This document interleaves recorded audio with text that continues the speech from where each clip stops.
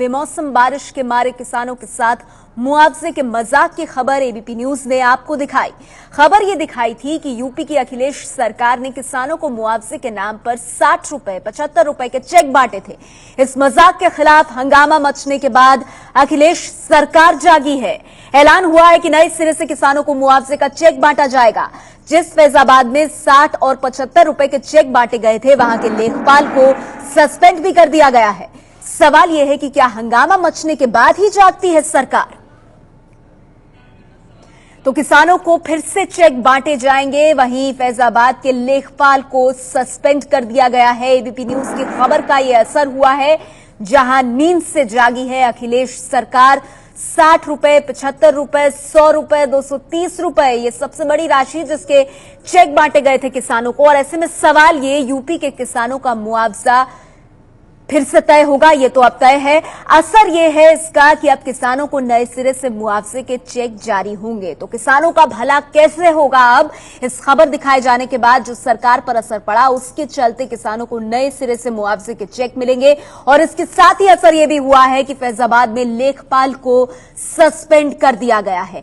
कई जिलों में 60 रुपए के चेक जारी किए गए। अब इन चेक को वापस लिया जाएगा और इनकी जगह जो नए चेक्स हैं वो बांटे जाएंगे,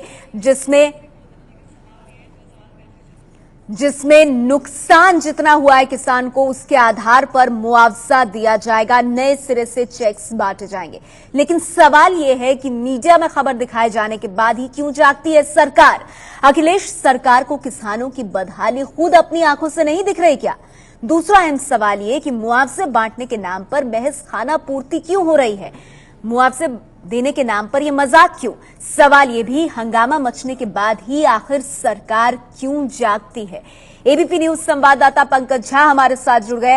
पंकज, ताजा जानकारी इस मामले में क्या मिल रही है? क्योंकि जैसे फैजाबाद के लेखपाल को सस्पेंड किया गया है, अब धीरे धीरे जो बड़ी गलती सरकार की तरफ से हुई है चेक की धनराशि को लेकर, उसे कैसे सुधारेगी सरकार? देखिए, बात ये बहुत बड़ी हो गई और अभी मैं उसी गांव में हूँ, वाजिदपुर गांव में, जहां पर ये चेक बांटे गए थे।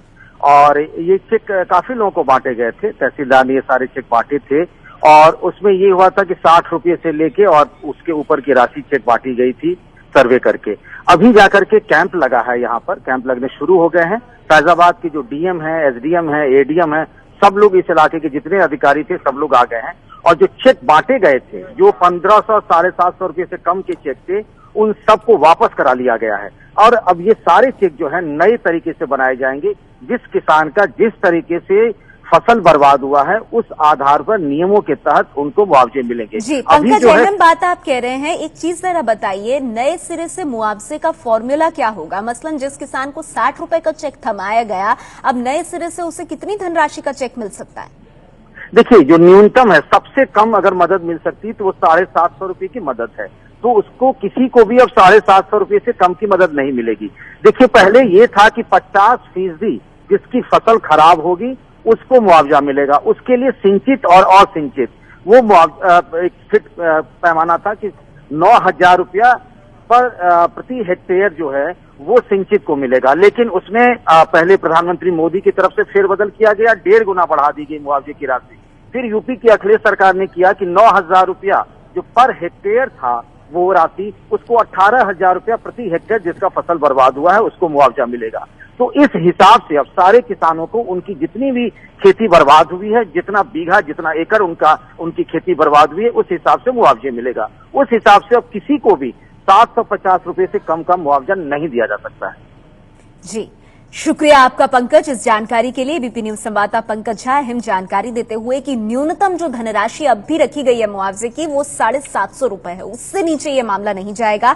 इसके अलावा सिंचित और असिंचित जो भूमि है उसके आधार पर मुआवजा तय होगा। लेकिन इतना तय है कि कई जिलों में जहां 60 रुपए के चेक जारी कर दिए गए थे, एबीपी न्यूज की खबर का असर हुआ है। प्रशासन जागा है और अब नए सिरे से चेक दिए जाएंगे।